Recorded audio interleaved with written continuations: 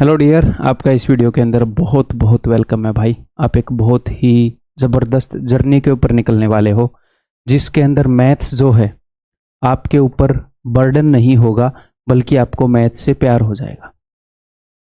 और ये नहीं है कि मैथ्स ही एक ऐसा खास सब्जेक्ट है जिससे प्यार हो सकता है।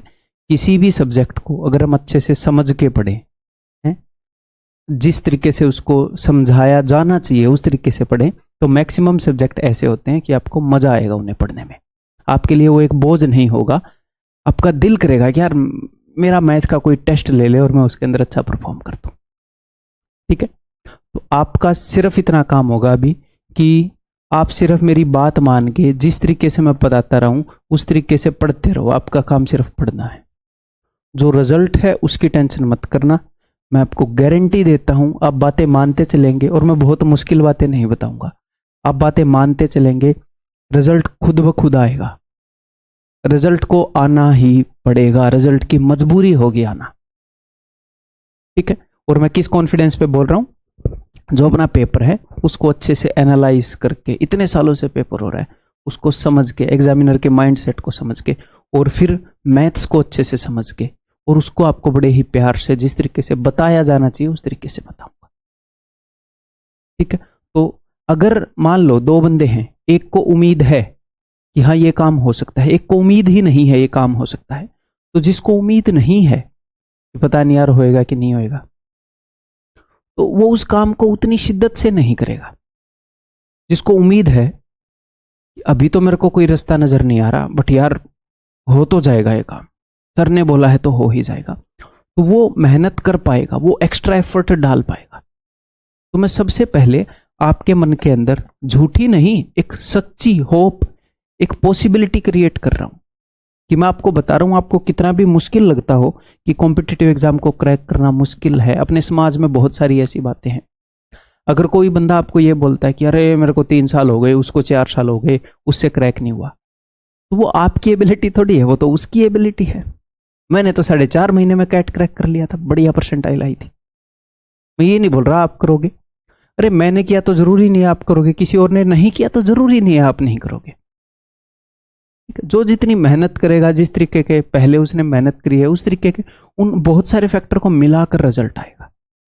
बट अगर वाकई में आप सीरियस हो, आप वाकई में क्रैक करना चाह रहे हो, एफर्ट लगाना चाह रहे हो, मैं आपको बोल रहा हूं, मैं पढ़ाऊंगा तो आपको मैथ, बट मैं आपको सब सब्जेक्ट्स के बारे में आपको गाइडेंस देता चलूंगा, सारी चीजों के बारे में, सारी प्रॉब्लम जो आप फॉलो करते हैं उनके बारे में बताता चलूंगा। 1% भी टेंशन लेने की जरूरत नहीं है अगर आप जेन्युइनली एक सीरियस एस्पिरेंट हैं, क्योंकि मैं भी अपनी तरफ से पूरा जोर लगाने वाला हूं आपके साथ। ठीक, क्लियर है? तो टेंशन की कोई बात है क्या? नहीं है। धीरे धीरे धीरे धीरे, एकदम से कुछ नहीं होता। ऐसे बोलते हैं ना कि एक कहावत है कि धीरे धीरे रे मना धीरे सब कुछ होए, माली सींचे 100 घड़ा ऋतु आए सो फल होए। कि माली 100 घड़े सींचता है तब फल नहीं आता, ऋतु आएगी तभी होएगा जब उसको आना है। आपका काम क्या है? बस सींचते रहो, रोज ये मत देखो फल आया कि नहीं आया। तो जिस रास्ते पर हम चलेंगे ये मैं गारंटी दूंगा कि फल आएगा, फल आएगा, क्योंकि मैं आपको गलत रास्ते पर लेकर ही नहीं जाऊंगा। और ये जो मैं आपको बात बोल रहा हूं ये जरूरी है, ये मत सोचना जल्दी से बताओ कोर्स को कैसे यूज करना। ये चीज जरूरी है, बिना इसके कोर्स को यूज ही नहीं कर पाओगे, पूरे कोर्स को कर ही नहीं पाओगे। ठीक, तो मान लो एक जगह है, ये मान लो दिस इज दिल्ली, अपने देश की राजधानी, एंड दिस इज चंडीगढ़ जहां पे मैं हूं। दिल्ली से चंडीगढ़ ऐसे हम जाते हैं, मान लो लगभग 300 किलोमीटर का रास्ता है। ठीक है, तो मान लो यहां पर आप हो, यहां पर आपकी डेस्टिनेशन है, ऐसे मान लेते हैं आपको मेरे पास इंटरव्यू के लिए आना है जॉब के बाद, यही आपकी डेस्टिनेशन। ठीक, ओके। तो दिल्ली से चंडीगढ़ आने को तो ऐसे भी आया जा सकता है, आने को तो ऐसे भी आया जा सकता है, आने को तो ऐसे भी आया जा सकता है, आने को तो ऐसे भी आया जा सकता है। लेकिन सबसे शॉर्टेस्ट रास्ता क्या है? सबसे शॉर्टेस्ट रास्ता है ये। तो मैं आपको ये वाला रास्ता बताऊंगा दोस्त। अगर कोई आपको बोले देखो मैंने ये रास्ता फॉलो किया मैं भी तो पहुंच गया, मैं बोल रहा हूं अगर चीजें कॉन्ट्राडिक्ट करें तो जो मैं आपको रास्ता बता रहा हूं वो शॉर्ट होएगा, ईमानदारी से बताऊंगा और आपको। ठीक, ओके जी। तो 300 किलोमीटर का रास्ता है, और अगर आप इस डायरेक्शन में चले जाओ ऐसे, और आप 3000 किलोमीटर भी चले जाओगे, तो भी आप पहुंचोगे क्या चंडीगढ़? नहीं पहुंचोगे, क्योंकि आपकी डायरेक्शन गलत होगी। और आपने एफर्ट कितने लगाए? यहां पहुंचने में जितने एफर्ट लगने थे उससे 10 गुना एफर्ट लगाए। तो सिर्फ एफर्ट से काम नहीं बनता, गलत डायरेक्शन में एफर्ट लगा दोगे तो कैसे खुलेगा? एक नट है, आपने खोलना है, वो खुलता ऐसे है, खोल ऐसे रहे हो तो कितना भी जोर लगा लो नहीं खुलेगा, गलत डायरेक्शन में काम कर रहे हो। तो राइट डायरेक्शन में काम करना आपको बताऊंगा, एक एक चीजें आपको बस क्या करना है, फॉलो करना है चीजों। ठीक है, तो डेफिनेटली रिजल्ट आएगा, ये होप अब क्रिएट कर लो अगर आप सीरियस हो तो। कोई दो राय नहीं है, ये कोई तुक्के की बात नहीं है। मैं एक पेड़ में पानी दे रहा हूं, उसमें फल आ रहा है, अरे क्या बढ़िया तुक्का लगा, क्यों? उसको फल देना ही था, अगर हमने उसको पानी दिया, खाद दिया, सनलाइट दिया। अगर आप एक इनपुट बढ़िया दोगे तो आउटपुट को आना ही पड़ेगा, तो हम इनपुट बढ़िया देंगे, कोई दो राय नहीं होगी कि हमारा आउटपुट आएगा कि नहीं आएगा। ठीक है, ओके जी। तो अब आगे बढ़ने से पहले एक और चीज जान लो, know the value of the content you have. आपके पास जो कंटेंट है उसकी वैल्यू जानना बहुत ज़्यादा ज़रूरी है। अगर आप उसकी वैल्यू पता होगी है, तो ही आप कॉन्फिडेंटली उसका यूज़ कर पाओगे, और कोई आपको मिसगाइड करेगा तो उससे बच पाओगे। आप समाज के इन्फ्लुएंस से नहीं बच सकते, ऑनलाइन एजुकेशन में तो बिल्कुल नहीं बच सकते। आप यूट्यूब पर जाओगे ही है? कोई कुछ बोलेगा, कोई कुछ बोलेगा, है कोई टीचर भी कुछ बोल देगा, कोई स्टूडेंट भी कुछ बोल देगा, ऐसे। तो मैं आपको एक बात बता देता हूँ, अपना ये जो कंटेंट है, बिकॉज फिलहाल आप कोर्स के अंदर आ चुके हो, अब तो मेरे को ल्योर करने की कोई जरूरत नहीं होनी चाहिए कि आओ आओ मेरा कोर्स खरीदो, जैसे जनरली लोग कर देते हैं। अब तो आप बैच में हो, तो अब मैं आपको क्या बता रहा हूं, अब मैं आपको ये बता रहा हूं, फिर भी ये बात बोल रहा हूं, क्यों? ताकि आपको वैल्यू पता रहे कि आपके पास जो कंटेंट है उसकी क्या वैल्यू है, उसकी क्या कीमत है, वाकई में वो क्या चीज है। ये एक वन स्टॉप सॉल्यूशन है। इसके बाहर आपको एक सिंगल क्वेश्चन भी कहीं से नहीं करना, कोई एक सिंगल कंसेप्ट भी नहीं करना। अगर आपको कोई नया कंसेप्ट मिल रहा है कहीं पर, मैंने नहीं बताया, यानी कि वो इररिलेवेंट होगा। मैं मेहनत करता हूं अपने काम पर, और ईमानदारी से मेहनत करता हूं, आपको कोई परेशानी नहीं होगी, आपकी से कोई भी चीज नहीं छूटेगी, और कोई भी मेथड आपको बाहर से सीखने की जरूरत नहीं है। ठीक है, जितने भी मेथड्स जरूरी हैं वो सारे मैं आपको बताऊंगा करने के। ठीक है, आपको हो सकता है 1 2 3 साल हुए हों तैयारी में आए, एक ही साल हुआ हो, एक भी साल ना हुआ हो, मुझे 10 साल हो गए। तो जितने भी मेथड अवेलेबल हैं, जो कंसेप्ट मैं सब जानता हूं। ठीक है, बट मैं आपको क्या पढ़ाऊंगा? रिलेवेंट, जो सीधा पेपर में आपके नंबर पढ़ाएगा, एक भी क्वेश्चन बाहर से नहीं आएगा। आपको इवन कोई भी प्रीवियस ईयर क्वेश्चन की बुक भी पढ़ने को जरूरत नहीं है। अगर आपको बुक पढ़नी है तो अपने जो प्रैक्टिस शीट्स हैं सिर्फ वो, अपनी जो प्रैक्टिस शीट्स हैं सिर्फ वो। अगर कल को मैं भी कोई बुक निकालूंगा तो अपनी जो प्रैक्टिस शीट्स हैं इन्हीं की निकालूंगा, तो वो बस वो प्रिंट आउट से सस्ती हो जाएगी, ये हो जाएगा, अदरवाइज और कुछ नहीं। इसके अंदर जो मैं बेस्ट कर सकता हूं, मैं 10 बुक नहीं निकालता कि ये 10 बुक पढ़ लो, अरे जो बेस्ट है, एक कंसाइज है, एक निकाल दो ना, दैट्स इट, खत्म बात। क्लियर है? तो आपको कोई प्रीवियस ईयर क्वेश्चन की बुक भी नहीं करनी। बच्चों को बहुत डाउट आते हैं, वो वाली कर लूं, वो वाली कर लूं, नहीं, मैंने मेहनत करी है, आपको जूस दे रहा हूं, जो चीज ज्यादा आती है उसके ज्यादा क्वेश्चन दे रहा हूं। ठीक है, कोई पीडीएफ नहीं करनी अदर देन जो अपने कोर्स के अंदर कंटेंट अवेलेबल है, उससे बाहर कोई भी सिंगल पीडीएफ नहीं करनी। कहीं पर भी कैसे भी क्वेश्चन मिल रहे हो, टॉप 30, टॉप 100, टॉप 50, फलाने, difficult, trending pattern, latest pattern, कोई भी नहीं करने।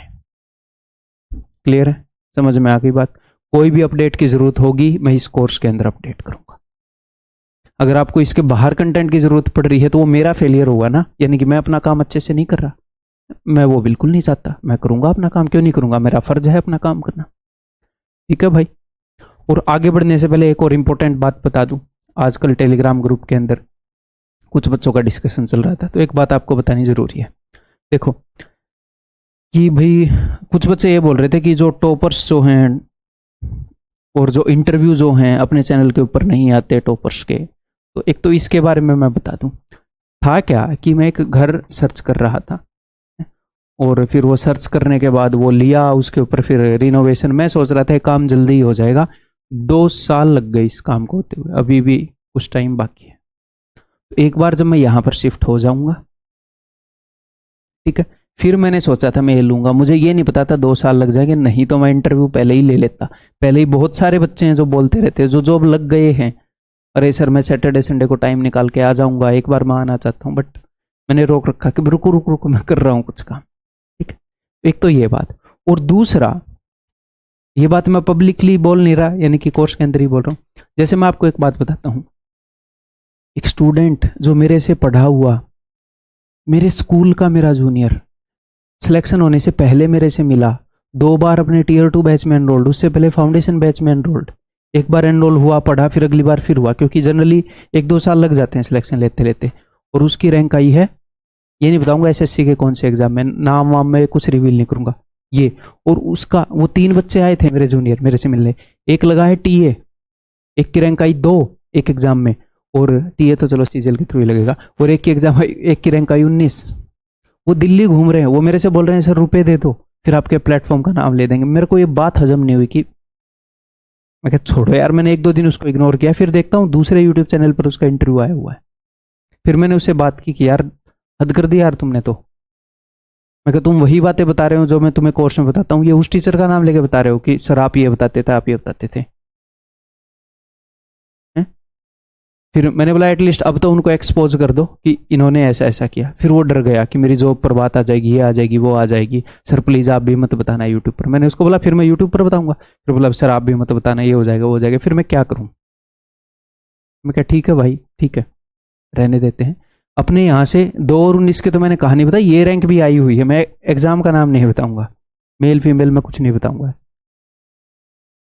ठीक है, क्योंकि लोग अगर मान लो कोई किसी से रुपए ले ही रहा है, ये काम कर रहा है, वो मुकर भी बहुत जल्दी जाएगा। तो ये बात मैं यहाँ पर क्यों बता रहा हूँ, सिर्फ इसलिए कि ये जब आप डिपार्टमेंट के अंदर जाओगे सिलेक्शन लेके, तब आपको पता चलेगा कितने जानने वाले मिलेंगे आपको। मैं भी उदय सर से पढ़ा हूँ, मैं भी उदय सर से पढ़ा, ठीक है भाई।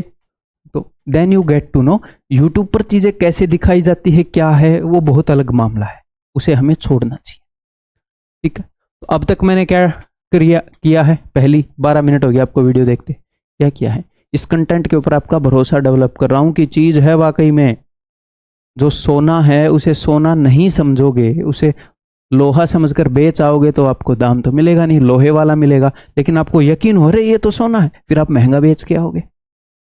तो सिर्फ एक वैल्यूएबल चीज पास होने से फर्क नहीं पड़ता, उसकी वैल्यू भी पता होना चाहिए, जिसके पास है उसके, अरे ये महंगी चीज है भाई, अरे तुम तो कम रेट में ले रहे हो, समझ में आ गई बात। वैल्यूएबल चीज है और उसकी वैल्यू पता है तो ही आपको जायज उसका रेट मिलेगा। चलिए तो ये बात जरूरी है, अब आगे बढ़ते हैं भाई।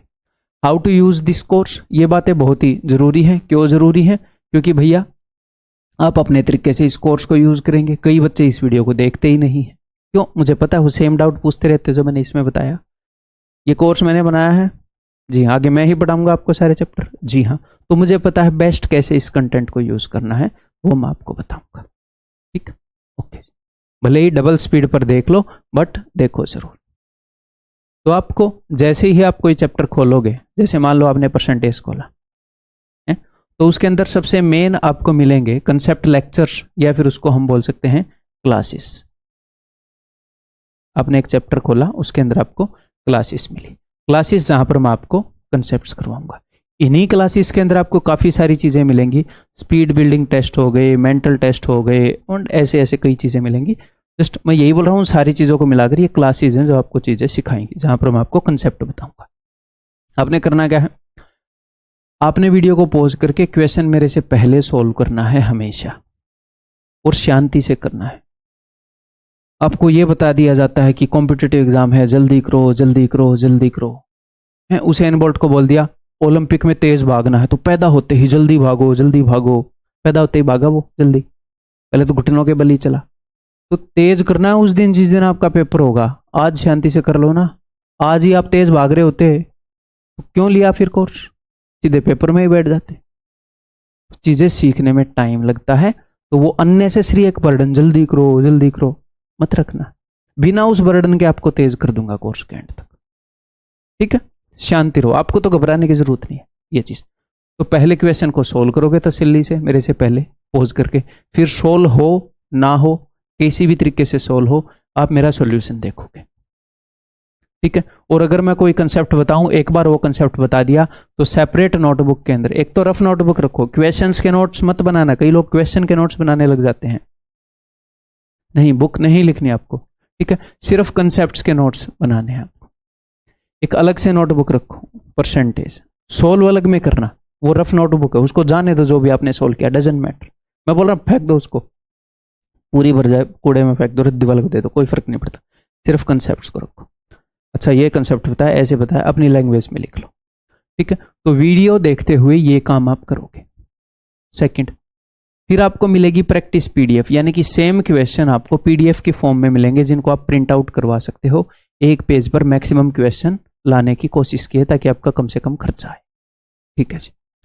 क्लास खत्म होते ही जस्ट आफ्टर द वीडियो आप उन क्वेश्चन को सोल्व कर लेंगे जो आपको मैंने क्लास में करवाए थे, सेम डिट्टो क्वेश्चन उसी ऑर्डर में आपको मिलेंगे। मैं आपको एनफ चीजें सिखाऊंगा, एनफ प्रैक्टिस करवा दूंगा यहाँ पर। इसके बाद अगर आपको कोई भी कंटेंट चाहिए तो सिर्फ और सिर्फ मॉक टेस्ट चाहिए, दैट्स इट। ठीक, ओके जी। उस वीडियो को आप सोल्व करोगे यूजिंग सर्कलिंग टेक्निक। अब सर्कलिंग टेक्निक क्या होती है, उस पीडीएफ को आप सोल्व करोगे, मैं आपको बता देता हूं।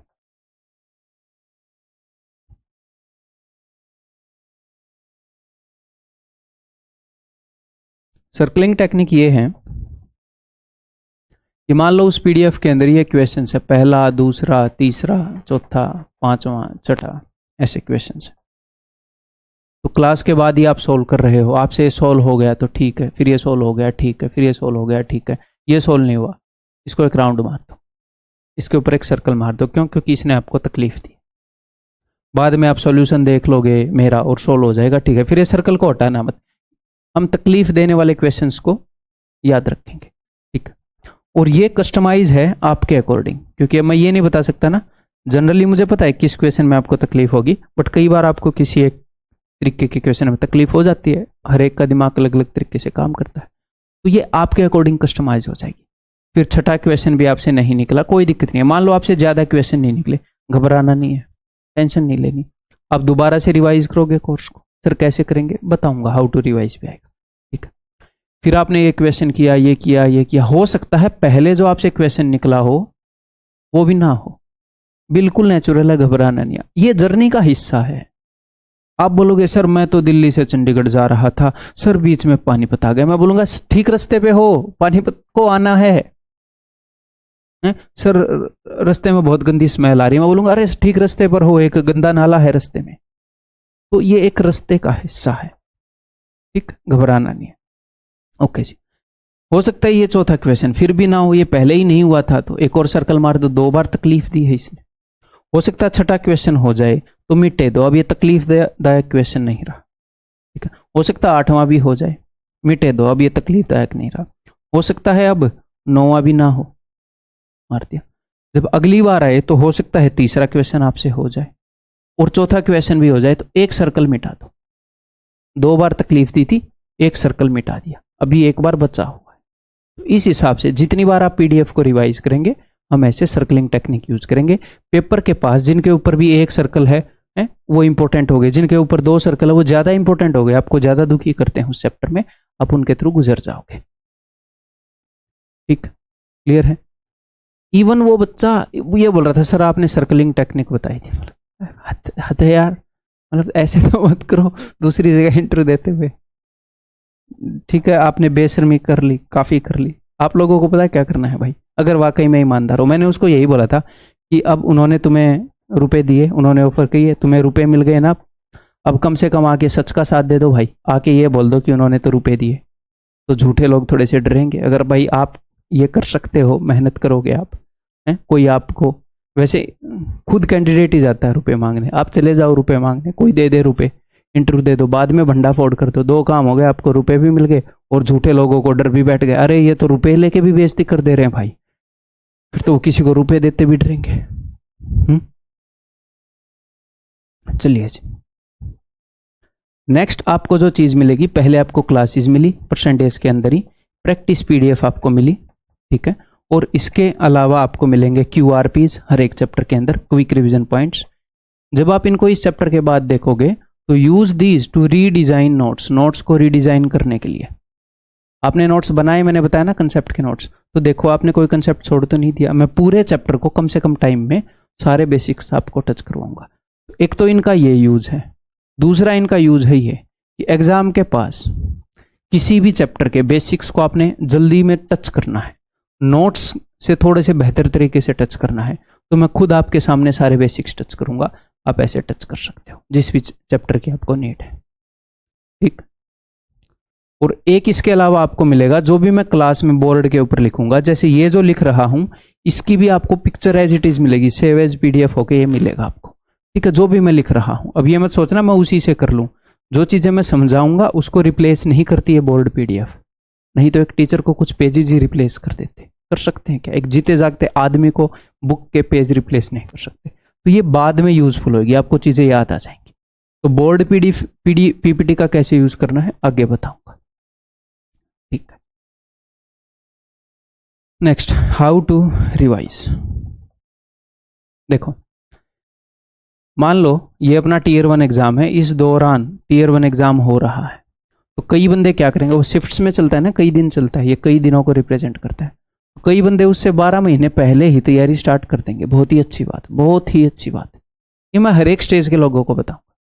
तो आपको करना क्या है, देखो भाई, आपको 6 महीने लग जाएंगे ये जो अपना फाउंडेशन बैच है सिर्फ इसी को करने में, धीरे धीरे ये होएगा।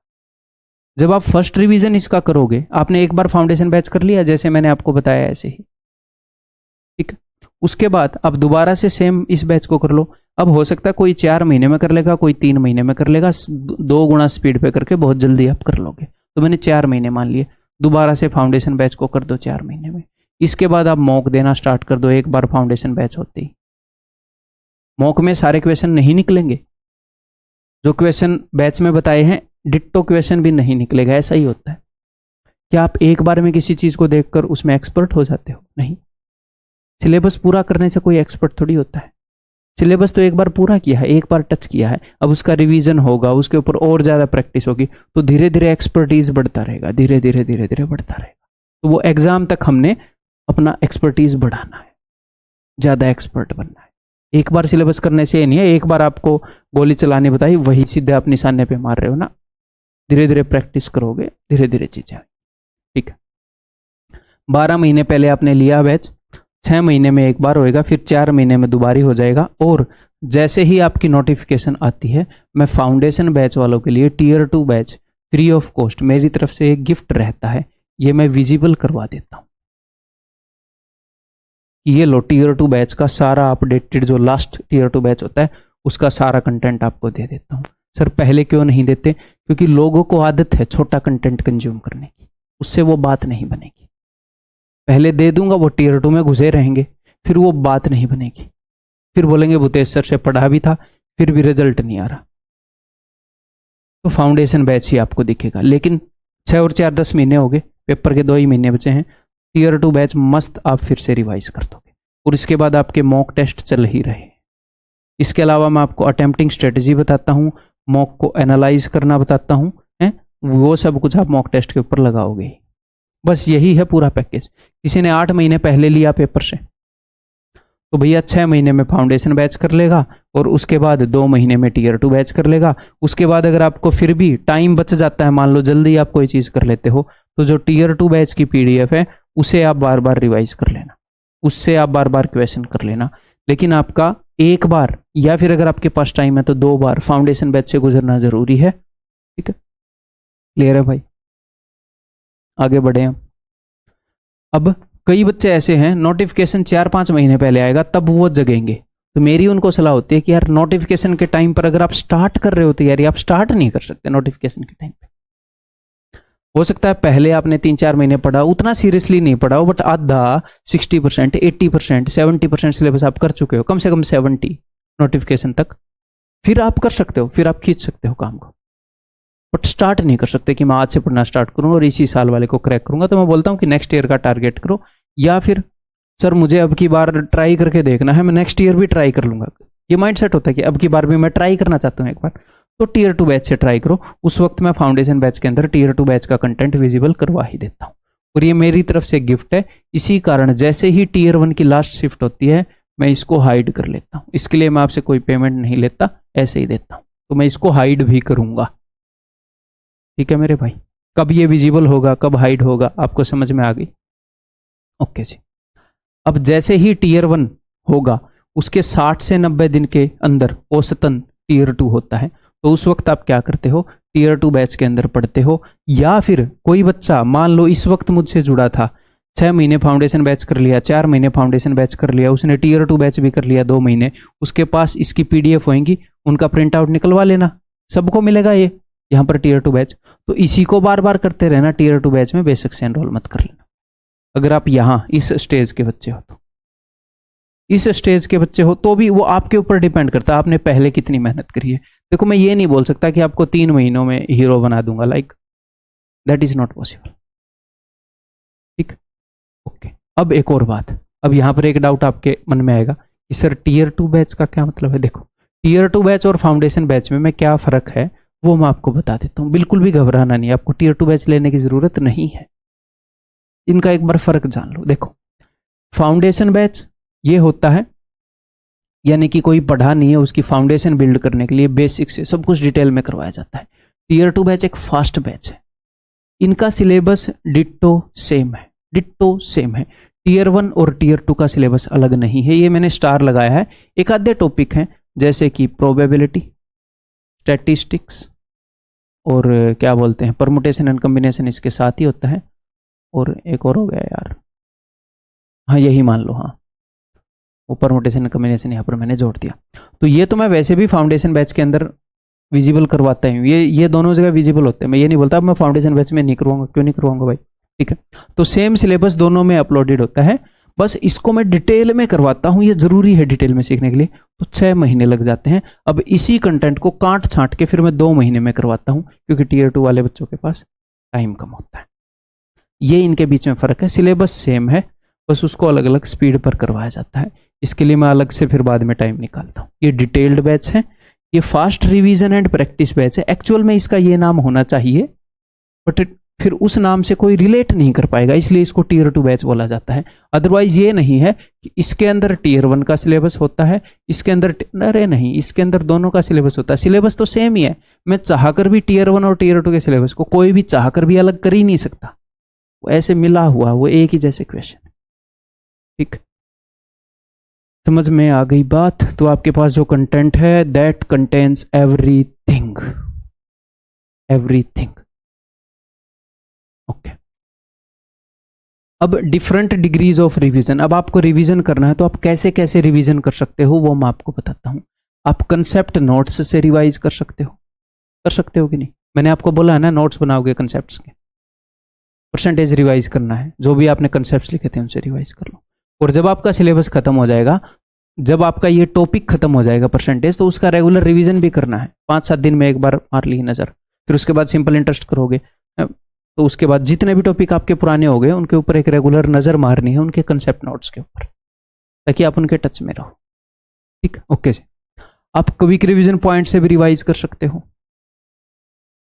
ठीक है, आप बोर्ड एनोटेशन जो मैंने आपको दी थी उनसे भी रिवाइज कर सकते हो। रिवाइज फ्रॉम बोर्ड एनोटेशन, मैंने बोला था ना जो भी मैं बोर्ड पर लिखूंगा वो आपको मिलेगा। तो इनसे कैसे रिवाइज कर सकते हो? अपनी प्रैक्टिस की जो सीट है, प्रैक्टिस की जो पीडीएफ है वो आपके पास है, उससे क्वेश्चन को देखो, मन में देखो मैं इसको कैसे कर सकता हूँ, ऐसे कर सकता हूँ।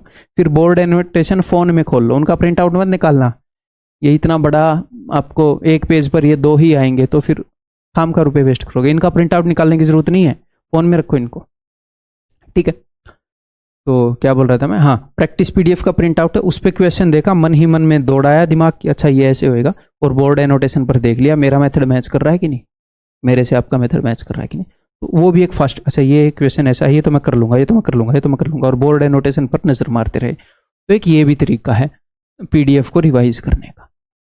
ओके, तो ये तरीके क्या हैं? Use these if topic is strong और टाइम इज लेस। इन तरीकों को कब यूज करना है? मान लो आपने सिर्फ कंसेप्ट नोट से रिवीजन किया, क्वेश्चन तो आपने किए ही नहीं, और मैथ में बिना क्वेश्चन किए क्या ही रिवीजन। ठीक है, तो मान लो आपके पास टाइम कम है, पेपर 5 दिन बाद है, फिर थोड़ी सारे क्वेश्चन करेंगे, कोऑर्डिनेट ज्योमेट्री करना है, तो इनमें से कोई भी एक तरीका जो आपको सूटेबल लगे है अगर स्ट्रॉन्ग टॉपिक है तो ये काम कर लेंगे, वीक टॉपिक है तो ये काम कर लेंगे, ऐसे हम रिवाइज कर लेंगे। ठीक है। हाँ, अदरवाइज एक फुल रिवीजन देना है तो आप क्या करोगे, आप पीडीएफ को सोल्व करो। आप कोर्स को 2 बार देख चुके हो मान लो, सोल्व करो। यहां पर भी 2 बार देख चुके हो आप, सोल्व करो। ठीक, ओके से। अगर आपने एक बार फाउंडेशन देख लिया तो उसके बाद आप टीयर 2 को ही देखो, दोबारा फाउंडेशन को मत देखो। यहां पर टीयर 2 का कंटेंट बाद में मिलता है तो फिर फाउंडेशन को देख लो। ठीक है, ओके जी। तो आप पीडीएफ्स को सोल्व करो, बार बार सेम पीडीएफ्स को सोल्व करो है, और टीयर 2 बैच को बार बार देखो, इनसे फुल रिवीजन होगा। और चाहे टीयर 2 बैच की पीडीएफ्स को सोल्व करो। तो ये अलग अलग तरीके हैं रिवीजन करने के। सबसे छोटा तरीका ये है, सबसे बड़ा तरीका ये है। फाउंडेशन बैच तो मैंने यहां पर लिखा भी नहीं, देखो इतने तरीके मैं आपको दे रहा हूं रिवाइज करने के अपने अकॉर्डिंग। चैप्टर कोई स्ट्रॉन्ग है उसको छोटे तरीके से रिवाइज कर ले, कोई वीक है उसको बड़े तरीके से रिवाइज कर ले। जब तक पेपर दूर है तब तक हमेशा सबसे बड़े तरीके से रिवाइज करो। रिवीजन बढ़िया होना चाहिए। ठीक है, पेपर पास है, 5 दिन बचे हैं, फिर तो मजबूरी है ना कि मैं कंसेप्ट नोट से रिवाइज करूंगा सारे टॉपिक्स को। तो समझ में आ गया, एक बार एक टॉपिक कम खत्म हो जाएगा तो कंसेप्ट नोट से हम रिवाइज करते रहेंगे, ये रिवीजन हम करते रहेंगे। ओके जी, नेक्स्ट। अब आपको क्या क्या कंटेंट चाहिए, आपको सिर्फ ये कंटेंट मैंने आपको दिया है, ये जो अपना कोर्स है, ये जो अपना बैच है, और इसके मल्टीपल रिवीजन आपने करने हैं। इसके रिवीजन करने के भी बहुत सारे तरीके आपको दिए हैं। इसके अलावा आपको कुछ नहीं चाहिए है, कुछ नहीं चाहिए है। इसके अलावा सिर्फ और सिर्फ आप मॉक टेस्ट करोगे, और मॉक टेस्ट देने के लिए आप प्रीवियस ईयर पेपर्स का यूज करोगे। और इसके अलावा कोई भी 2 या 1 प्लेटफॉर्म, कोई भी किसी से मॉक ले लेना। मैं भी बहुत सारे मॉक आपको पेपर से पहले यूट्यूब पर करवाता ही हूं अटेम्प्टिंग स्ट्रेटेजी बिल्ड करने के लिए। ठीक है सर, कोई प्लेटफॉर्म का नाम दे दो, बहुत सारे प्लेटफॉर्म हैं। पिछले साल जो दी पंडित वाले हैं उन्होंने बढ़िया मॉक दिए। इसके अलावा जो टेक्स्ट बुक है ये भी बहुत सारे कैंडिडेट यूज करते हैं, ओनली बोर्ड भी बहुत सारे कैंडिडेट यूज करते हैं, बहुत सारे प्लेटफॉर्म। ये टॉप के मैंने आपको बता दिया। ठीक है जी, क्लियर है। तो ये बात दिमाग में बैठ गई, कोर्स और रिवीजन के अलावा और कुछ नहीं चाहिए, कहीं पर देखने की भी जरूरत नहीं है, अपना दिमाग खराब करने की जरूरत नहीं है। मत देखो कहां पर कौन क्या पढ़ रहा है। लाइब्रेरी में आपको आपका दोस्त एक अजीब सा सवाल बता देगा और बोल देगा एक ये मेरे टीचर ने ये मेथड बताया है, हो सकता है आपको वो लुभा ले, अरे यार ये बात तो है, ये तो फास्ट है। बिलीव मी, वो मुझे पता है जो वो आपको दिखा रहा है वो जरूरी नहीं है, इसीलिए मैंने नहीं करवाया। हो सकता है वो आपको जरूरी लगे कि नहीं मुझे तो जरूरी लग रहा है, बट बिलीव मी 10 साल हो गए और मेहनत करता हूं, सारी चीजें पता है मुझे, इसीलिए नहीं करवा रहा कि वो ना करवाने का ही होगा। ठीक है, आगे बढ़ जाऊं मैं। ओके जी, नेक्स्ट। इसके अलावा 2 वीडियोस हैं अपनी यूट्यूब के ऊपर। जब आपका क्या बोलते हैं सिलेबस हो जाएगा, आप मॉक देने स्टार्ट करोगे तब ये काम आएंगी, बट इसके अंदर मैं सारी स्ट्रेटेजी आपको दे रहा हूं। एक तो मॉक को अटेम्प्ट कैसे करते हैं, इस नाम से ये मिलेगी, इसे देख लेना। और एक मॉक देने के बाद एनालाइज कैसे करते हैं, इस नाम से यूट्यूब पर मिलेगी, इसे देख लेना। इस वीडियो के अंदर आना और इसकी ये जो बोर्ड की पीपीटी है उसके ऊपर फिर से नाम देख लेना। अब तो आपको याद नहीं रहेंगे। अगर ये वीडियो मैं दोबारा बना चुका हूँगा तो इस पीडीएफ को मैं रिवाइज कर दूंगा, वहां पर नई वीडियोज के नाम और फोटो, इतना अपडेशन में रखता हूँ। ठीक, क्लियर है। आगे बढ़ूं, जब सिलेबस पूरा हो जाएगा तो इसकी आपको जरूरत पड़ेगी। नेक्स्ट, कुछ और इंपॉर्टेंट पॉइंट्स जो आपको ध्यान रखने हैं। देखो जी, जो अपने मेथड्स होंगे वो इजी होंगे, हमेशा ऐसे मेथड होंगे जो मैं आसानी से आपको समझ में, सेम चीज को समझाने के कई तरीके हैं, भले ही सॉल्यूशन सेम करना हो बट उसको दर्शाने के बहुत सारे तरीके हैं। हमेशा आपको इजीएस्ट मेथड बताऊंगा, मुश्किल नहीं बताऊंगा, फिर मेरा क्या फायदा। ठीक है, कई बार क्या होता है मैक्सिमम टाइम आपको चीजें रटनी नहीं पड़ेंगी, लेकिन एक आधी बार जरूरत होती है कि ये रटनी पड़े। अगर कोई चीज रटनी भी पड़ी, क्यों रटनी पड़ती है, क्योंकि वो बार बार सेम क्वेश्चन को पूछता रहता है एग्जामिनर। अब उस क्वेश्चन को तो फास्ट कराना पड़ेगा क्योंकि वो हर शिफ्ट में डाल देता है। तो अगर कुछ रट के फायदा हो रहा है तो रटवाऊंगा, तो उसको रटने का आसान तरीका मैं बताऊंगा, मेरा जिम्मा आपके ऊपर नहीं छोड़ूंगा। यानी कि चीजें हमेशा आपके लिए आसान रहेंगी, यूनिवर्सल रहेंगी। एक तरह के क्वेश्चन के लिए एक शॉर्टकट, दूसरे के लिए एक शॉर्टकट, तीसरे एक चीज बताऊंगा, उसी से सारी चीजें टैकल हो जाएंगी, उसी से अंडरस्टैंडिंग आपकी बन जाएगी। ठीक है सर, फिर कहीं हम स्लो तो नहीं हो जाएंगे ना, आप फास्ट रहोगे। ये नहीं है कि मैं यूनिवर्सल बता रहा हूं, आसान बता रहा हूं तो आप स्लो पड़ जाओगे ना। मैं बताता डिटेल में हूं, बट फाइनली जब आप सोल्व करते हो ना क्वेश्चन, आप फास्ट रहते हो सबसे, और कोई टफ क्वेश्चन आता आप क्रैक करते हो उसे, क्योंकि हमारे तरीके यूनिवर्सल हैं, हर जगह वो लागू हो रहे हैं।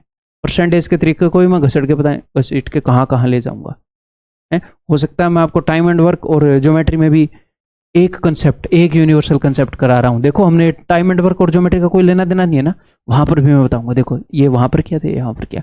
सेम सिचुएशन कहीं पर भी होगी, सूंघ के पहचान जाता हूं मैं। ठीक, क्लियर है भाई? तो चीजें जितनी आसान हो सकती हैं उतनी करूंगा। एक ही चीज को 5 रूप में दिखा देते हैं लोग, एक ही चीज को, बच्चे डर जाते हैं, सिलेबस 5 गुना कर दिया अननेसेसरी। लेकिन अगर एक चीज 3 चैप्टर में भी होगी, मुझे पता है ये तो एक जैसी है, मैं उनको रिलेट करके आपको बताऊंगा। मेरा काम आपके लिए आसान करना चीजें। ओके, तो कोई भी मेथड कहीं पर मिले, यूनिक सा मिले, घबराना नहीं है। ठीक है, वो इसीलिए नहीं करवाया होगा, उसका कोई ड्रॉबैक होगा। मेथड्स अपने पास बेस्ट मेथड्स का कलेक्शन होगा कोर्स के अंदर। Okay, updation process always going on, updation process going on रहता है। ठीक है, और एज पर नीड ही होता है। मान लो मैंने क्वेश्चन अपने कोर्स के अंदर ऐड कर रखा है जो कि आया था 2015 में मान लो, और एक क्वेश्चन आ गया 2025 में। ठीक है, तो एग्जैक्टली सेम क्वेश्चन एग्जामिनर ने पूछ दिया, डिट्टो, इसमें कुछ नया है ही नहीं, तो मैं ये नहीं है कि इसको ऐड कर दूंगा यहां पर सिर्फ 2025 दिखाने के लिए। अगर उसने कुछ नया क्वेश्चन पूछा तो डेफिनेटली इसको मैं ऐड करूंगा। यहां पर मैंने आपको बता रखा है 3 और 5 को जोड़ने का तरीका, यहां पर वो पूछ रहा है 5 और 3 को जोड़ने का, मैं क्यों बताऊंगा फिर? लाइक अरे ये 25 में, ये कोई अपडेशन का क्वेश्चन नहीं हुआ ना। तो एज पर नीड ये मेरे ऊपर छोड़ दो, आपको सिर्फ इसलिए बता रहा हूं कि आपके घबराने की जरूरत नहीं है। ठीक है जी, ओके। और मेरे को एक फास्ट तरीका मिला है अपडेशन करने का, और फास्ट वर्क रहेगी पहले के कंपैरिजन में, अभी मिला है रिसेंटली, तो उसका अगले कुछ महीनों में असर दिखेगा।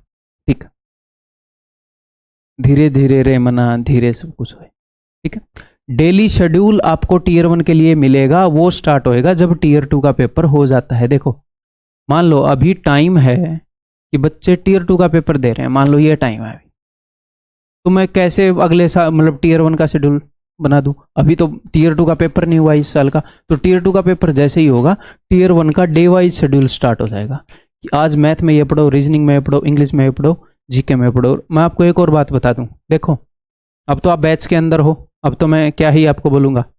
मैं ये सिर्फ क्यों बोल रहा हूँ, ये बात इसलिए बोल रहा हूँ, कई लोग यूट्यूब पर ये बोलते हैं आ गया बैच बेचने, ये है वो है। अब आप लोग बैच के अंदर हो, अब आपको ऑनेस्टली एक चीज बताऊं, देखो मैं हमेशा ये मानता हूं कि एजुकेशन के अंदर आप इन्वेस्ट करो, और ऑनलाइन एजुकेशन जो है वो सस्ती हो गई है।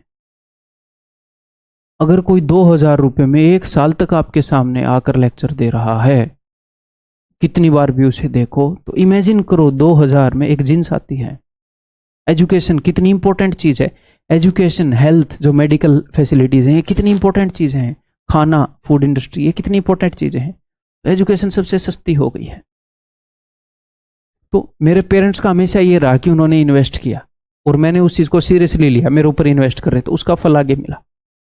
ठीक है, तो मैं क्या बोलता हूं कि मैथ और रीजनिंग, इनके तो दी बेस्ट कंटेंट अपने पास है अपने प्लेटफॉर्म के ऊपर, जीके और इंग्लिश अपने पास नहीं है। और कभी जो टीचर मेरे को पसंद हैं, जो मार्केट में मुझे दी बेस्ट लगेंगे, अगर वो मेरे साथ फ्यूचर में कोलैबोरेट करना चाहेंगे तो ही करूंगा, नहीं तो नहीं करूंगा।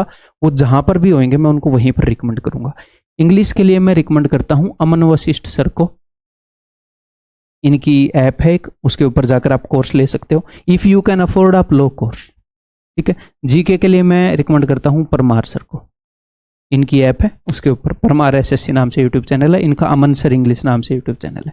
ठीक, वहां से आपको ऐप वगैरह मिल जाएगी, इन्वेस्ट करो और पढ़ो इफ यू कैन अफोर्ड। ठीक है भाई, अदरवाइज जो आपको डेली शेड्यूल मिलेगा उसमें मैथ्स और रीजनिंग का शेड्यूल तो मिलेगा अपने कोर्स से, और जीके और इंग्लिश का जो भी free material, the best free material available है, उससे आपको वो शेड्यूल मिलेगा। लेकिन इफ यू कैन अफोर्ड मैं बोलूंगा जाओ। ठीक है ब्रदर, क्लियर है बात? तो आपने टेलीग्राम चैनल और टेलीग्राम ग्रुप जो है, चैनल और ग्रुप ये ज्वाइन कर लेने हैं। कैसे?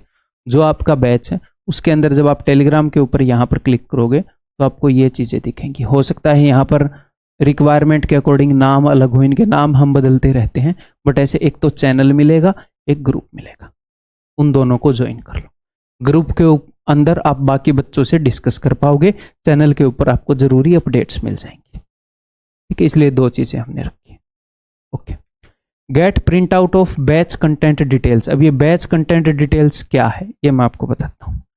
अपने बैच के अंदर जो कंटेंट है उसको बिल्कुल डिटेल के अंदर क्या क्या कंटेंट है, आपको ये एक पीडीएफ मिलेगी। ये क्या ये आपको विजिबल है? एक बार थोड़ा सा जूम आउट करके दिखा दूं, ये लो, ये पीडीएफ आपको मिलेगी। जैसे आप पता है कौन सी वीडियो देख रहे हो, आप ये वाली वीडियो देख रहे हो how to use course strategy के अंदर, how to use course and strategy है। तो इस वीडियो का ड्यूरेशन तो मुझे पता नहीं क्योंकि ये अभी बन रही है, कितनी बनेगी मैं वो टाइम यहाँ पर लिख दूंगा। इसके बाद आपने देखनी है कैलकुलेशन बूस्टर की क्लास 1 क्लास 2 इनका ये टाइम है। उसके बाद ये परसेंटेज है। ठीक है, क्लियर है भाई? कंसेप्ट लेक्चर 1 पार्ट 1 ये ड्यूरेशन है, लेक्चर 1 पार्ट 2 ये ड्यूरेशन है, ऐसे ये ड्यूरेशन है। और इसके आगे आपको क्या मिलेगा, मैंने पहले यहाँ पर ये लिखा था इतने दिनों में इसको कर लो, इतने दिनों में इसको कर लो, लेकिन फिलहाल ये मैं नहीं लिख रहा क्योंकि बाद में डेली शेड्यूल मिलेगा, टीयर 2 बैच होती है। उसके अलावा कोई बच्चा मैथ को ज़्यादा पढ़ रहा होता है, कोई मैथ को कम, इंग्लिश को ज़्यादा पढ़ रहा होता है, ऐसे ऐसे कर रहा होता है उस वक्त, तो फिर वो अननेसेसरी टेंशन में आ जाएगा कि सर ने 3 दिन में बोला, मेरा 3 दिन में नहीं हुआ।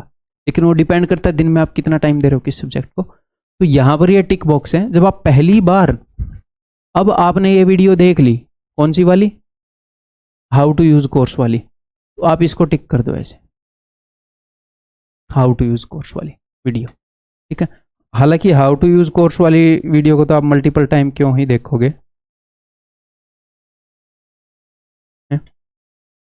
ठीक है, जैसे आपने कैलकुलेशन बूस्टर की क्लास देख ली, अब इसको टिक कर दो।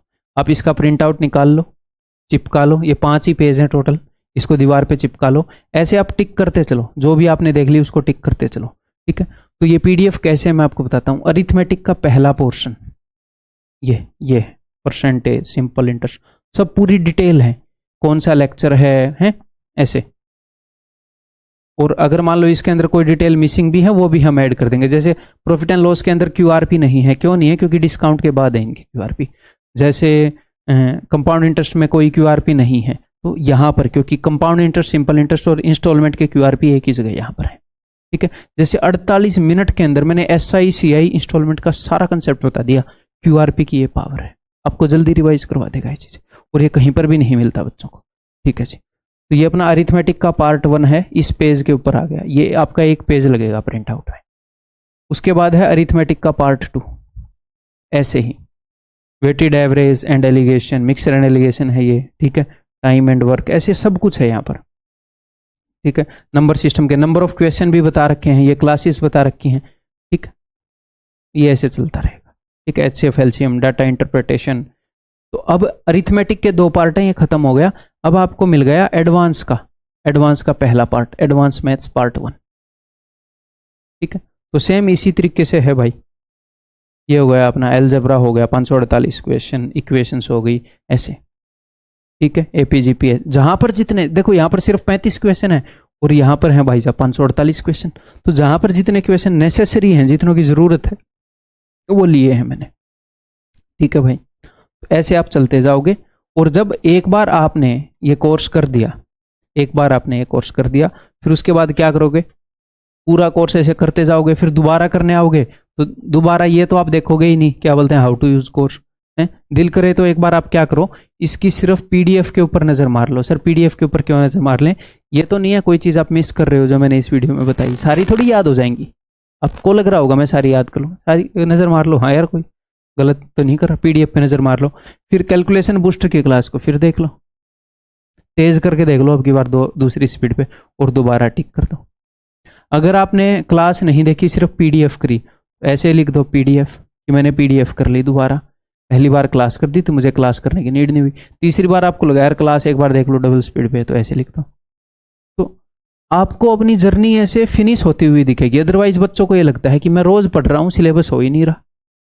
तो इस सिलेबस को देखकर डर मत जाना, आप सिर्फ इस चीज को देखना कि आपकी प्रोग्रेस ट्रैक हो रही है। प्रोग्रेस ट्रैक होती है तो कि हाँ यार चीजें हो रही हैं। मैं टिक मार रहा हूं तो अच्छा लग रहा है क्या आपको कि काम हो रहा है? सिर्फ टिक मारने से नहीं होता, काम करके टिक मारना होता है। ठीक है, ओके।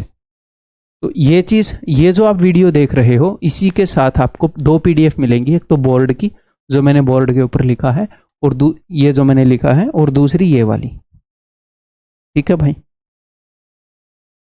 तो बैच कंटेंट डिटेल्स का प्रिंट आउट निकलवा लो और टिक मार्क कर दो what you have done, paste it somewhere. दीवार पे पेस्ट कर लो, अपनी किसी नोटबुक के पेजों पर पेस्ट कर लो, है उसमें मार लो, जो भी आपका दिल करे, मल्टीपल जगह जो भी आपने करना है। ओके जी। क्वेश्चन के नोट्स नहीं बनाने, कई बच्चे क्वेश्चन के नोट्स बनाते हैं, सिर्फ कंसेप्ट्स के नोट्स बनाने हैं, सिर्फ और सिर्फ कंसेप्ट्स के। ये मैं आपको पहले ही बता चुका हूं। ठीक है ब्रदर। डिटेल में इसलिए बता रहा हूं क्योंकि इन चीजों की जरूरत है। कई बच्चे मैंने देखे 5 चैप्टर के नोट्स बना के बैठे हैं क्वेश्चन के, फिर बोल रहे हैं सर मैंने ये कितने अच्छे बनाए। फिर मैं कहा भाई इतनी देर में 5 और चैप्टर कर लेता,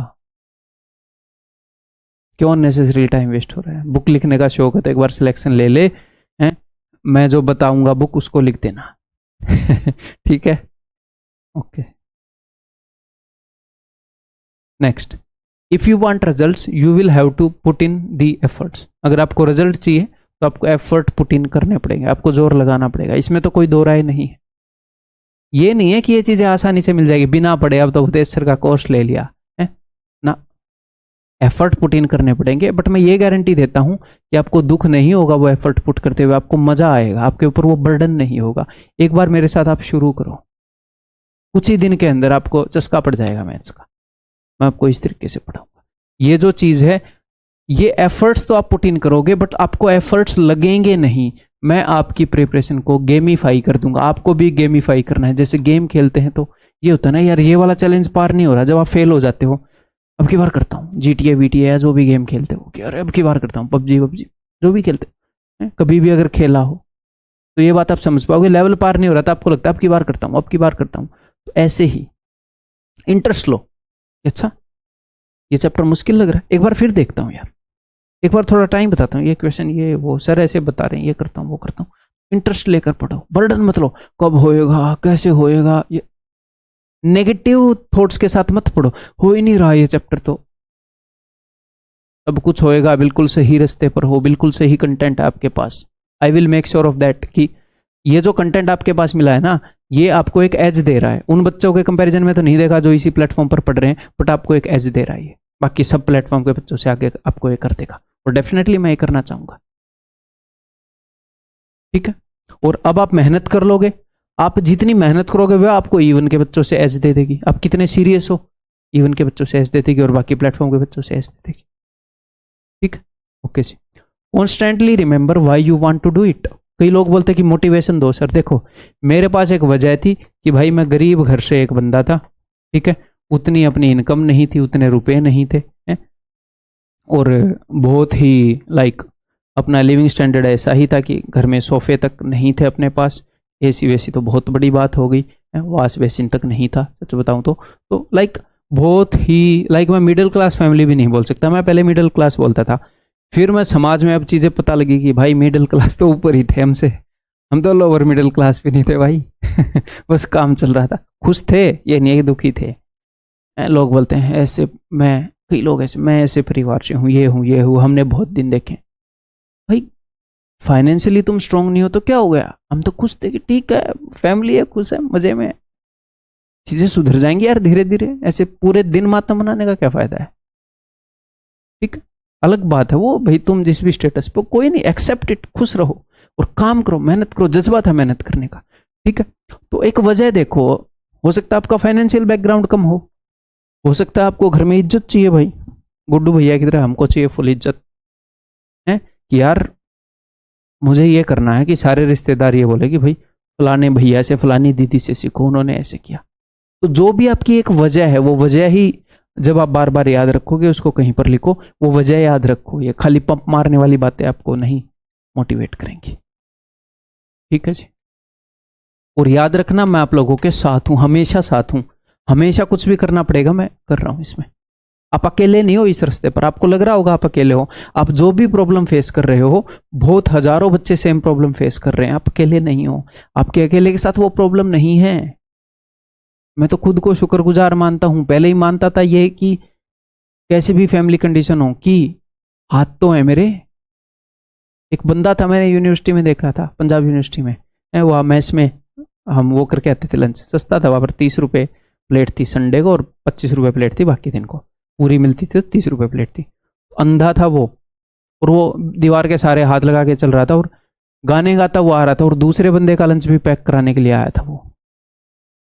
मेरे को बार बार वो सीन याद आता है कि मेरे पास आंखें हैं यार, हाथ हैं, पैर हैं, बहुत सारे लोग हैं बेचारे व्हील चेयर पर बैठे हैं। किस चीज का मातम मनाएं हम, किन प्रॉब्लम को गाएं? तो खुश रहो, आपके पास ऑलरेडी बहुत सारी चीजें हैं, और आप जो भी प्रॉब्लम फेस कर रहे हैं हजारों बच्चे फेस कर रहे हैं, और लगे रहो आप, मैं आपके साथ हूं, हर एक प्रॉब्लम का सोल्यूशन लेकर आता रहूंगा। ठीक है भाई। If you are starting early, अगर कोई बच्चा पहले, अब इस वीडियो को अलग अलग टाइम पर देखेंगे बच्चे, अगर कोई पहले स्टार्ट कर रहा है तो सीधी सी बात है, पहले स्टार्ट करने का फायदा तभी होता है जब आप लगातार रोज लगे रहो। रोज 12 घंटे पढ़ने की जरूरत नहीं, 8 घंटे इज मोर देन सफिशियंट। ठीक है, अब 8 को पत्थर की लकीर मत मान लेना, ज्यादा पढ़ने का दिल कर रहा है तो ज्यादा पढ़ लेना, थोड़े से घंटे कम रह जा रहे हैं किसी वजह से तो कोई दिक्कत नहीं, रोज पढ़ते रहना। तो लीड लो, पहले पढ़ने का यही फायदा होता है। अब कई लोग पहले तो स्टार्ट कर रहे हैं, अब तो पहले ही है, धीरे धीरे पढ़ लेंगे, तो फिर जो लेट स्टार्ट करेगा उसमें और तुम में फर्क क्या रहा? तुम स्लो पढ़े रहे पहले, उसने लेट स्टार्ट करके तेज कर दी अपनी तैयारी, तो तुम तो एक ही जगह रहे, फिर क्या पहले क्यों करी? फिर पहले स्टार्ट कर रहे हो, थोड़ा सा जज्बा रखो, मस्त मजे में पढ़ो, सिलेबस को गेमिफाई करके पढ़ो, लीड लो, थोड़ी सी स्पीड खींचो। हाँ, पहले स्टार्ट कर रहे हो तो आप शाम को इवनिंग में भाई अपना आधा पौना घंटा 1 घंटा जिम विम जो भी आपको करना है, वॉकिंग, आपके पास टाइम है, जो भी आपको करना है, जो भी आपकी हॉबी है। जब पेपर पास आ जाएगा, 3-4 महीने रह जाएंगे प्री के, तो फिर उन चीज़ों को थोड़ा सा कट कर देना। बिल्कुल 2 महीने रह जाएंगे पेपर के, तो 12-12 घंटे पढ़ना स्टार्ट करना, तब पढ़ते हैं 12-12 घंटे, और आप अपने आप पढ़ लोगे, तब अपने आप आग लगेगी, टेंशन मत लो। अगर आप लेट स्टार्ट कर रहे हो तो भाई साहब डेली के स्टडी आवर्स बढ़ाओ। भाई कोई ऐसा बंदा है डेली के, अब आपको स्टडी आवर्स बढ़ाने पड़ेंगे लेट कर रहे हो तो। ठीक, most important dos and don'ts देखो भाई। Target 100%, believe in yourself, इसका मतलब क्या है? वही बात है होप। अगर आपको ये उम्मीद ही नहीं होगी कि ये काम अचीव हो सकता है, तो आप एफर्ट्स ही नहीं लगा पाओगे। तो आपको प्री में एटलीस्ट स्टार्टिंग में ये मानना है कि आप 160+ स्कोर करोगे। ठीक, आगे धीरे धीरे जैसे एग्जाम पास आएगा, कौन से सब्जेक्ट में कितने करने हैं, तो टारगेट 100%, ये मैं बोल रहा हूँ मैथ के हिसाब से। मैथ में आपने 100% का टारगेट रखना है, या प्री में 50 में से 50 और बाद में मेंस में 90 में से 90 आप लेकर आ सकते हो, कोई बड़ी बात नहीं है। बट उसकी शुरुआत तभी होगी जब आप 50 में से 30 लाने पड़ोगे। मैं पहले दिन नहीं बोल रहा 50 लो, और इस 50 में से 50 लाने का बर्डन भी मत लेना। एंड में मैं आपको यही बोलता हुआ मिलेगा कि 95% ही ले आओ, वो बहुत है, 90% ले आओ, अगर उतने भी आ गए वो बहुत है। बट स्टार्टिंग में आप सब कुछ कर सकते हो, इसका बर्डन मत लो, बस इसका विश्वास कर लो कि आप ये कर पाओगे, मैं करवाऊंगा, आप और मैं मिलकर करेंगे। ठीक, do not listen to naysayers. जो लोग ये बोलते हैं कि तुमसे नहीं हो पाएगा, वो आपके बारे में नहीं, वो उनकी खुद की कैपेबिलिटी के बारे में बात करें कि उनसे नहीं हो पाएगा। अगर मेरे को लगता है मैं कोई काम नहीं कर पाऊंगा, मैं तभी तो दूसरों को बोलूंगा अरे तू नहीं कर पाएगा भाई, रहने दे, बहुत मुश्किल है। तो वो अपने बारे में बात कर रहे होते हैं। तो कई लोगों को इन चीजों से फर्क पड़ता है, इसलिए बात लिखी, अदरवाइज मेरे को नहीं पड़ता कौन क्या बोल रहा है। Enjoy the process, make it A game. जैसे मैं बोल रहा हूँ गेमिफाई करो, कोई चीज नहीं आए तो कोई दिक्कत नहीं, इस एटीट्यूड के साथ जाओ। नहीं आई, देखते हैं यार क्यों नहीं आई, अब की बार देखते हैं, फिर से वीडियो देख लूँ, फिर से एक बार 10-20 मिनट इस क्वेश्चन के साथ बिताऊं, आ जाएगी। Try to be least concern about the result, result के बारे में कंसर्न मत रहो, अपने आप आ जाएगा। ठीक, बिग एक्शंस से बिग रिजल्ट आते हैं, झूठ है, ऐसा नहीं होता। एक दिन में अगर पहाड़ भी तोड़ना तो पूरे पहाड़ को उखाड़ के नहीं फेंक देना होता, रोज छोटे छोटे पत्थर ही तोड़ने पड़ेंगे, तभी एक दिन जाकर पहाड़ टूटेगा। तो small actions repeated insanely, small action, छोटे छोटे एक्शन बहुत ज्यादा बार रिपीट करती है, तब जाकर बड़े रिजल्ट आते हैं। Means consistency is the key, यानी कि तो अब बड़ी बात क्या है, बड़े पत्थर तो फट नहीं रहे, छोटे ही पत्थर टूट रहे हैं, पहाड़ तोड़ना है तो इसका मतलब रोज तोड़ने पड़ेंगे, लगातार तोड़ने पड़ेंगे, तभी छोटा छोटा करके पूरा पहाड़ गायब हो जाएगा। तो मेन चीज क्या हुई, बड़ा पत्थर तोड़ना या फिर रोज पहाड़ के ऊपर तोड़ने के लिए आना, कंसिस्टेंसी, रोज आना, रोज पढ़ना। रूटीन किसी वजह से टूट गया, बाउंस बैक, उसका मातम मत मनाओ, ये दुखी हो कि हाँ यार रूटीन तो टूट गया यार, बट फिर बाउंस बैक करो, फिर से स्टार्ट करो।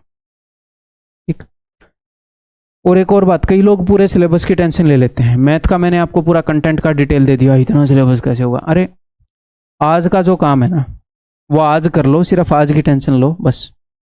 कल जब आएगा ना तो कल का काम कल कर लेना। एक दिन में जितना काम हो सकता है उतना कर लो, अगर उसका 80% भी कर लोगे मोर देन एनफ। ठीक है, खुद को डेली टारगेट मत दो, ऐसे तो टारगेट दो कि हाँ आज मैं लगभग इतना पढ़ने की कोशिश करूंगा। ठीक है, और वीकली टारगेट ऐसे लिखने की जरूरत नहीं है, मैंने कभी नहीं लिखा इस हफ्ते में ये करूंगा। बट मान लो आज आप नहीं पढ़ पाए किसी कारण से, तो कल परसों परले दिन मिलकर उसका हर्जाना भर देना। यानी कि एक वीक आपका अच्छा गुजरना चाहिए। एक दिन तो एक छोटी यूनिट है, हो सकता है बीमार हो जाओ, कहीं पर इमरजेंसी में जाना पड़ जाए, दिल ना करे, बहुत सारी चीजें, तो एक दिन तो हो सकता है आपके हाथ में ना हो, फिर आप उससे दुखी हो जाओगे। पूरे वीक में ओवरकम कर लोगे, पूरे हफ्ते में लगभग ठीक ठाक परफॉर्मेंस रहा। पूरे हफ्ते में अगर ये रहा कि यार 2-3 दिन वहां खराब कर दिया, एक दिन वहां खराब कर दिया, तब अलार्म बजना चाहिए कि अब मैं गलत डायरेक्शन पर चल पड़ा हूं। हफ्ता खराब नहीं होना चाहिए। कोई दिन खराब हो जाए, कोशिश तो करनी है दिन भी खराब ना हो, बट कोई दिन खराब हो जाए कोई नहीं, पूरे हफ्ते में आई विल मैनेज। ठीक है भाई, अपने प्रोग्रेस को वीकली टाइप एनालाइज करो, लिख कर नहीं रखनी चीजें मोटा मोटा। ठीक है भाई, तो दैट्स ऑल। पूरा 1 घंटा लग गया, लेकिन जो जरूरी बातें थी आपको मैंने बताने की कोशिश करी।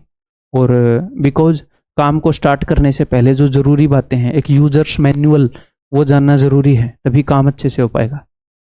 ठीक है, तो ये चीज़ें आपको डेफिनेटली मदद करेंगी। तो अब मैं आपसे पहली वीडियो के अंदर मिलता हूँ, पहले चैप्टर की। ठीक है, अब की बार तबाही ला देंगे, आप टेंशन मत लो। ठीक है, आप बस काम के ऊपर फोकस करो। Bye bye, take care.